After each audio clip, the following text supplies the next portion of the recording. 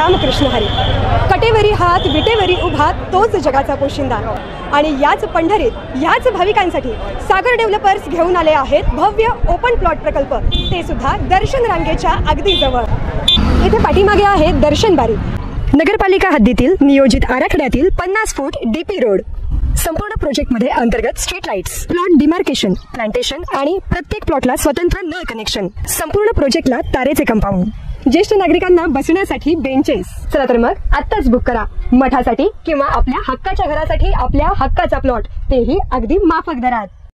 ताज्या घडामोडी पाहण्यासाठी आमच्या YouTube चॅनलवरील PVR म्हणजेच पंढरी वार्ता या न्यूजला सबस्क्राइब करा आणि शेजारील बेल आयकॉनवर क्लिक करा.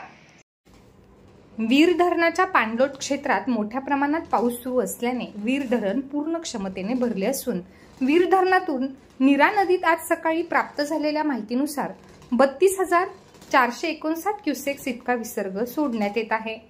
तर दुसरीकडे पुणे जिल्ह्यात मागील 2-3 दिवसात अनेक ठिकाणी मुसळधार पाऊस होत असल्याने खडकवासला धरणातून सोडण्यात येणाऱ्या विसर्गातही काल मोठी वाढ करण्यात आली होती.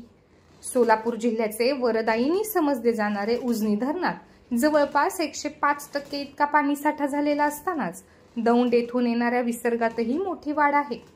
यामुळेच भीमा नदी काठाला पुराचा फटका बसू नये यासाठी उजनी धरण व्यवस्थापनाकडून दक्षता म्हणून उजनी धरणातून भीमा नदीत सोडण्यात येणाऱ्या विसर्गात आज रविवारी सकाळी आणखी वाढ करण्यात आली असून उजनीतून भीमा नदीत वीज निर्मितीसह 51,600 क्युसेक इतका विसर्ग सोडण्यात येत आहे. नीरा नदीतून भीमेत येणारा विसर्ग आणि उजनीतून सोडलेला विसर्ग यामुळे पंढरपुरात भीमा नदी दुथडी भरून वाहू लागली असून चंद्रभागेच्या वाळवंटातील भक्त पुंडलिक मंदिरासह अनेक मंदिर पाण्याचा विळखा पडला आहे. पंढरपुरात भीमा नदी 438 मीटर या इशारा पातळीवरून वाहत आहे. नागरिकांनी व भाविकांनी स्नानासाठी खोल पाण्यात जाऊ नये असे आवाहन करण्यात आले आहे.